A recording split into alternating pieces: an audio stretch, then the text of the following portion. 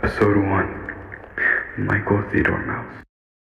Mickey Mouse to most of you, an iconic character who goes on the wackiest adventures during his time.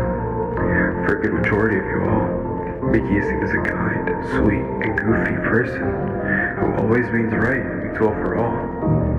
Now what if I told you that that isn't the truth?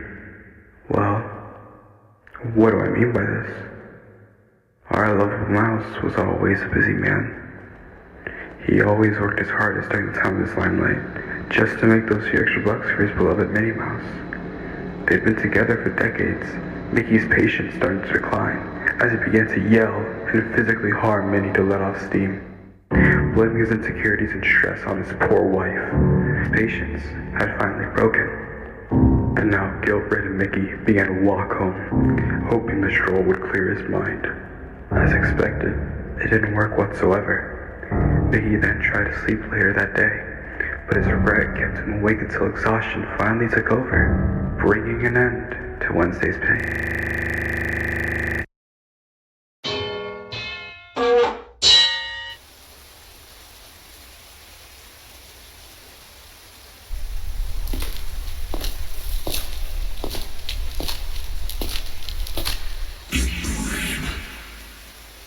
Looking so blue. Speak. What is on your mind?